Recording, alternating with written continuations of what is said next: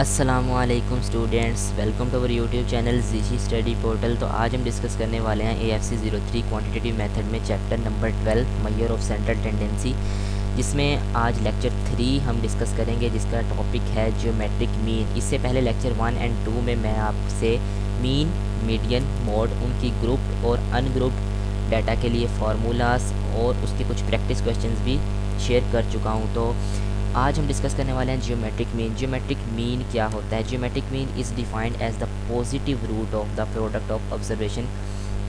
ठीक है, ये पॉजिटिव रूट होता है। सिम्बोलिकली इसको डिनोट करते हैं G is equal to x1, x2, x3। ये आपस में मल्टीप्लाई हो रहे हैं, ठीक है ना।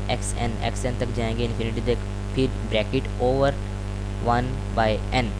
ठीक है, आपको वैल्यूज़ दी होंगी, उनको आपने यहाँ पे मल्टीप्लाइज कर लेना है, और जितनी वैल्यूज़ होंगी उसको 1/n जितनी वैल्यू होंगी यहाँ पे लिख के सिंपल कैलकुलेशन कर लेनी है। It is also often used for a set of numbers whose values are meant to be multiplied together और are exponential in nature, such as data on growth of human population और interest rate of financial investment. ठीक है,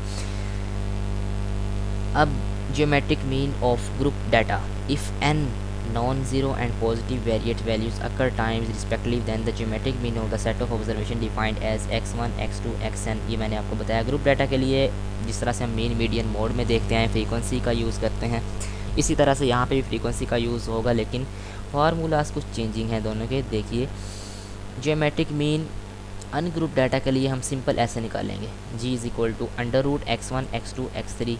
ठीक है, और group data के लिए यहाँ पे देखें फ्रीक्वेंसी का इस्तेमाल हो गया x1, f1, x2, f2, x3, f3, इस तरह से। ठीक है, अब फार्मूला अगर आप लगाते हैं अनग्रुप डाटा के लिए, तो G is equal to anti log, log नहीं लेना, anti log bracket 1/n total summation log x। तो ग्रुप डाटा के लिए G is equal to anti log bracket 1/n summation f आ जाएगा, फ्रीक्वेंसी लॉग x।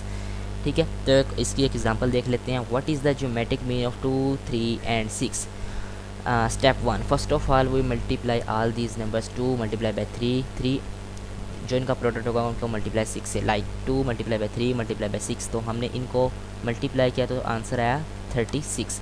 स्टेप 2 फिर क्या करेंगे? अनग्रुप डाटा के लिए देखें, जो कि यहाँ पे दिखाया हुआ है, ये वाला फार्मूला आप लगा देंगे, क्योंकि हमें अनग्रुप डाटा है, ग्रुप डाटा नहीं दिया गया जी। तो ये 3 नंबर्स हैं टोटल, और देखें 36 इनका जो सम था, और उसको उन्होंने अंडर रूट ऊपर 3 लिख दिया, यानी क्यूबिक रूट ले लेना है अपना। अगर इसको ऐसे नहीं लिखना तो 36 ब्रैकेट डाल के और 1/3 भी लिख सकते हो, तो आपका आंसर आ जाएगा 3.30। ठीक है, what is the geometric mean of 4, 8.3, 9 and 17? बिल्कुल सेम एज दैट, जिस तरह मैंने ये क्वेश्चन किया उसी तरह से आप बिल्कुल कर सकते हो। देखें 1, 2, 3, 4, 5 इसमें वैल्यूज़ दी गई हैं। अगर आप इसका ऐसे नहीं करना चाहते तो इस पर अंडर रूट लगा के यहाँ पे 5 भी लिख के कर सकते हो, वरना अदरवाइज़ आप इस तरह से लिख के मल्टीप्लाई करके सब वैल्यूज़ को और उसकी पावर में लिख देना 1/5, क्योंकि ये 5 वैल्यूज़ हैं, तो आपके पास आपका मीन आ जाएगा। नेक्स्ट होता है हार्मोनिक मीन। हार्मोनिक मीन जिसे HM से भी नोट करते हैं। Harmonic mean formally sometime called as subcontrary mean is one of several kinds of average. ये भी एक एवरेज की एक काइंड है। The harmonic mean is very specific type of average. It's generally used when dealing with averages of units like speed और other rates and ratios. जब हम बात करते हैं स्पीड की या रेट्स की या रेशोज़ की, तो उसमें हम हार्मोनिक मीन को यूज़ करते हैं। अनग्रुप डाटा के लिए इसका फार्मूला है HM is equal to n summation 1/x, और ग्रुप डाटा के लिए है वही फ्रीक्वेंसी सिंपल यूज़ करेंगे, h is equal to n summation f/x। ठीक है, तो इसको फर्दर देख लेते हैं। What is the harmonic mean of 1, 5, 8 and 10? तो सिंपली ये कितनी वैल्यूज़ हैं? 4। अब n की जगह क्या आएगा? सिंपली हमारा 4 आएगा, ओवर समीशन 1/x। किस तरह से बनाएंगे, किस तरह बनाना है? अब इन सब वैल्यूज़ को आपने सिंपली देखें, 1/x है तो 1/1 प्लस 5 है 1/5 प्लस 1/8 प्लस 1/10। ठीक है, इन सब को आपने एक साथ इकट्ठा कर लेंगे, लाइक इस तरह से 1/1, 4/1/1 प्लस 1/5 प्लस 1/8 प्लस 1/, यानी ये x है हमारा, तो इनको 1 में ले आएंगे जिस तरह आपने ये दिखाया गया है। तो इस तरह से इसकी कैलकुलेशन कर लेंगे तो हमारे पास आंसर आ जाएगा 2.80। तो एक क्वेश्चन ये हमारे पास दिया है, इसको आप खुद सोल्व करने की कोशिश कीजिएगा। Rahul drives a car at 20 speed दी है for the first hour and 30 for the second. What is the average speed? We need the harmonic mean. देखें पहले उसने 20 मीटर पर स्पीड की है, ठीक है, 20 मीटर पर आर की, फिर 30 मीटर पर आर सेकेंड। अब 1/20 और 1/30 ये कितनी वैल्यूज़ हैं, 2 वैल्यूज़ हैं, 2/1/20 प्लस 1/30।